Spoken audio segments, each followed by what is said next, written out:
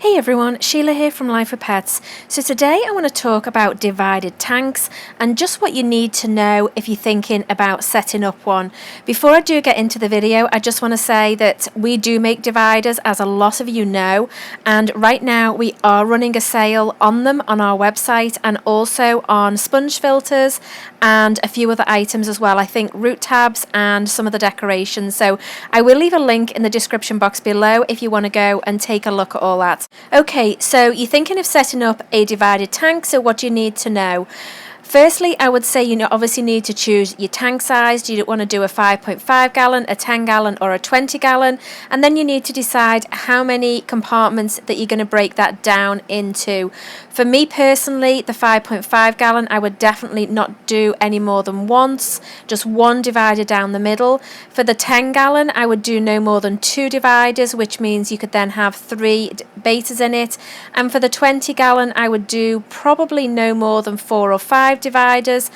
I think actually it would be 4 dividers, and that would then give 4 compartments, which actually would give them 5 gallons each. So maybe you could go to 5 on that, but I personally would not do any more than 4.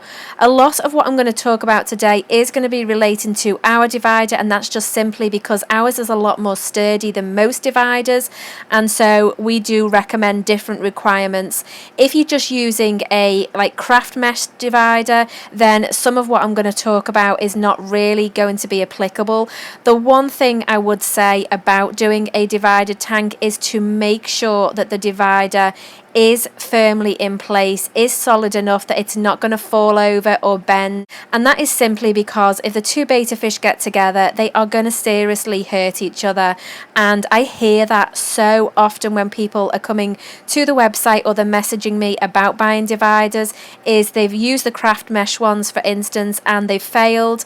And so now obviously they're looking for something better. So I would say that is the biggest thing. If you're going to do a divided tank, make sure that you pick a divider that is not going to fall, it's not going to bend, it's not going to do all those things that a betta fish can get either around it or over the top of it, or in some cases like push it out the way and swim through it, because a betta will often be so determined to get to the fish on the other side that they can actually seriously injure themselves in trying to do that. So that is definitely the number one thing that you need to make sure that you have in place.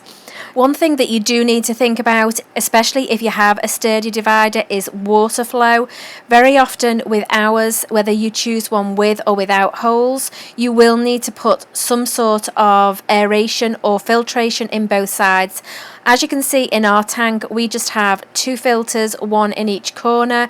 But if you just want the one filter, and then you can use maybe an air stone that will help with water flow on the other side, that also will be okay. But ideally, you do need some form of water movement on each side. Another consideration is whether you need more than one heater. Now, I do know with our dividers in the 20 gallon tank, it is recommended that you do have another heater, but in the 10 gallon tanks, we have found that there is no need for that, as long as you have it's set on about 80 to 82 degrees. Then the other side of the tank, the water parameters are usually 1 to 2 degrees lower, still making the temperature perfectly acceptable for the betta fish. So depending on what type of divided tank setup you have, then that is something that you do need to take into consideration.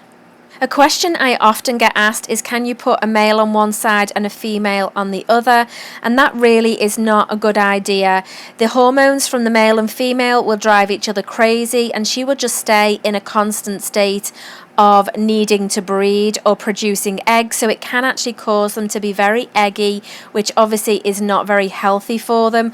Also, if you've got a female in there, that's going to be driving the male crazy, and I mean, it is good for them to build the bubble nests and it gives them something to do, but again, it's just not ideal because they really shouldn't be in the same environment unless they're actually going to breed. So ideally you can do 2 females or 2 males in a divided tank, but just don't put a male and a female in together. One thing I have found with divided tanks is that it doesn't suit all betta fish. Some betta fish find it extremely stressful because they can see the fish on the other side, whether you're using a craft mesh divider, or even if you're using one of ours with the holes in, they still can periodically see each other, and that can cause them to become stressed out if you've got a betta that is easily stressed.